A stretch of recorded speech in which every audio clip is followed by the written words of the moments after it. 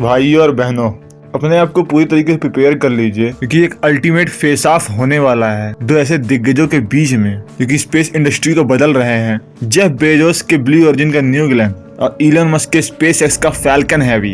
इन दोनों रॉकेट को आप रॉकेट मत समझिए, ये हमारे ब्रह्मांड में पहुंचने के लिए, उसे कॉन्कर करने के लिए इंसान के महत्वपूर्ण अस्त्र होने वाले हैं। दोनों अपनी अपनी फील्ड के एक मास्टरपीस हैं, लेकिन आज हम दोनों की ताकत को अंदाजेंगे कि पीछे की फिलॉसफी क्या है और इसके बाद इंसान का फ्यूचर क्या होने वाला है इन तारों के बीच में।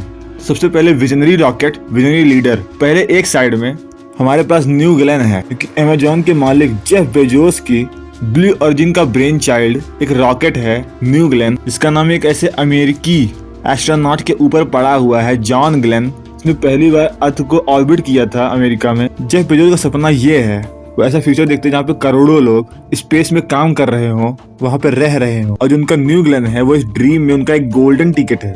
और दूसरी तरफ हमारे पास फैल्कन हैवी है, इलन मस्क की बहुत बड़ी ताकत में से एक, बहुत ही ताकतवर जवाब जो कि रॉकेटरी के हैवी लिफ्ट सेगमेंट में रखता है। इलन मस्क के लिए ये सिर्फ ऑर्बिट में पहुंचने की बात नहीं है, ये एक इमोशन है कि मस्क को मार्स पे पहुंचना है। ये मस्क के लिए कंपटीशन नहीं है, ये कुछ पर्सनल है उसके लिए। ये वार है इलन मस्क की खुद से। ये लाइफ को मल्टीप्लैनेटरी बनाने की कोशिश है। हालांकि हम यहाँ पे कंपैरिजन करने बैठे हैं तो हैवी लिफ्ट सेगमेंट में फैल्कन हैवी और न्यू ग्लेन दोनों कहीं ना कहीं किसी न किसी तरीके से आपस में आसपास मैच करते हैं, इसलिए इनका कंपैरिजन भी जरूरी है कि कौन सा मार्केट में ज्यादा चलने वाला है। Number 1, design and aesthetics. सबसे पहले हमको इस आर्ट को अप्रिशिएट करना होगा। न्यू ग्लेन 98 मीटर लंबा है कंपेरिजन ऑफ फैल्कन हैवी जो कि सिर्फ 70 मीटर लंबा है। ये 7 मीटर चौड़ा भी है। ये इसलिए डिजाइन किया गया ताकि ये ज्यादा से ज्यादा चीजों को अपने अंदर समाहित कर सके और पूरा इंटायर कॉन्स्टलेशन ऑफ सैटेलाइट्स को एक साथ स्पेस में ले जा सकता है, जो कि नया बेंचमार्क होगा वॉल्यूम और वर्सेटिलिटी के लिए कि किस लेवल पे पेलोड डिलीवरी करता है। वहीं पे कंपेरिजन के लिए फैल्कन हैवी, फैल्कन 9 के सारे तीनों बूस्टर एक इंजीनियरिंग मार्वेल हैं और ये जब दोबारा धरती पर रीयूज होते हैं तो ये भी किसी सिनेमैटिक ब्रिलियंस से कम नहीं है।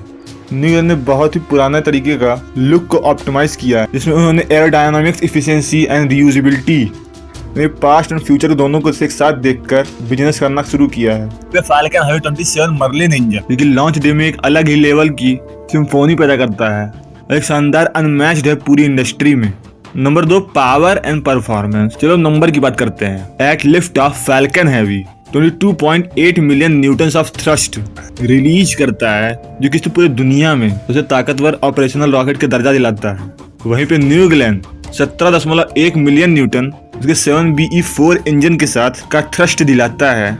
अब जहां आप देख रहे हैं कि फैल्कन हैवी ने न्यू ग्लेन को यहाँ पर पछाड़ा है, न्यू ग्लेन ने एक डिफरेंट अप्रोच ही अपना ली है। उसने नए तरह का इंजन बनाया है जिसमें उसने लिक्विड मीथेन और लिक्विड ऑक्सीजन को रखा है, जो कि बहुत ही सस्ता है और बहुत ही एनवायरमेंट फ्रेंडली है in comparison of Falcon heavy kerosene based fuel जो कि सिर्फ काला धुआं देता है। अब अगर वजन की बात करें तो यहाँ पे भी फैल्कन हैवी ज्यादा लोड ले जा सकता है कि जो कैपेबिलिटीज है उठाने की 63.8 मीट्रिक टन है, यानी इतना भार उठा सकता है टू लो अर्थ ऑर्बिट। लेकिन जब इसे रीयूज किया जाता है तो जो इसकी कैपेसिटी वो 30 टन तक घट जाती है, लेकिन न्यू ग्लेन से 10-12 टन कम है। इसमें न्यू ग्लेन ने बार बार 45 टन रीयूजेबल मोड पर भी रखा है। ये डिफरेंस भी इन दोनों के बीच के होने वाले ट्रेड को दर्शाता है कि कितना ज्यादा ब्रूटल होने वाला है, कितना ज्यादा बेहतरीन है हमारे सस्टेनेबल फ्यूचर के लिए, सस्टेनेबल इनोवेशन के लिए। Number 3, reusability and cost. दाम कितना लगेगा? दोस्तों रीयूजेबिलिटी एंड कॉस्ट एक ऐसा गेम है जहाँ पे पूरा का पूरा खेल बदल सकता है। अपने फैल्कन हैवी को बार बार कई बार धरती पे आकर लैंड होते हुए देखा होगा कि जब भी हमने आता है तो हमेशा लोगों को फैसिनेट ही करता है। एक बेहतरीन एग्जांपल है इंजीनियरिंग कोरियोग्राफी का।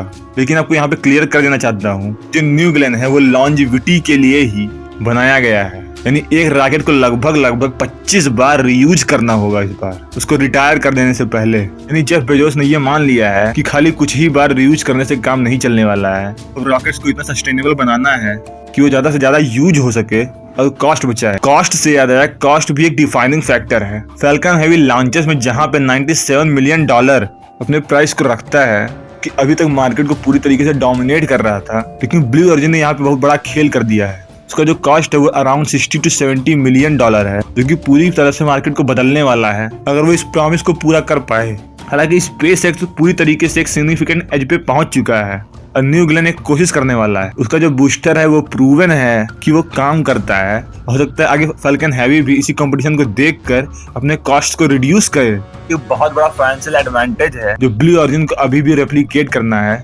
Ecosystem and partnership beyond the rocket themselves. आपका कॉस्ट भी कुछ भी हो, आप कुछ भी बेच रहे हो, कितनी बार भी यूज कर रहे हो, आपका जिस तरह का भी प्रोडक्ट हो, फर्क इस बात से भी पड़ता है कि आप किसे बेच रहे हैं, कौन खरीदेगा आपके प्रोडक्ट को। यहाँ पे फाल्कन हेवी एक ऑलरेडी वर्क हाउस है लेकिन नासा के लिए क्रिटिकल पेलोड को स्पेस में छोड़ता है, अमेरिकन मिलिट्री के लिए भी काम करता है। और साथ ही साथ आप देख ही रहे होंगे इसका स्टारलिंक। तो फाल्कन हेवी के पास तो आज बहुत सारा बिजनेस है। उसकी मिशन डाइवर्सिटी सैटेलाइट डिप्लॉय करने के साथ साथ टेस्ला रोडस्टर को भी उसने स्पेस में डिप्लॉय किया है।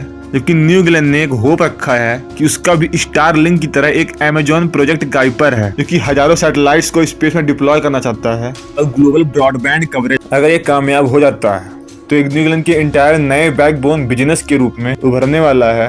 और ब्लू ऑरिजिन में टेलीकॉम कम्युनिकेशन इंडस्ट्री में बहुत बड़ा फुट होल्ड रखने वाला है क्योंकि स्टारलिंक के लिए कड़ी टक्कर होगी। इसका न्यू गलेन एक बहुत ज्यादा एक रियूजेबल रॉकेट से बहुत ही आगे की चीज है, एक सस्टेनेबल बिजनेस है।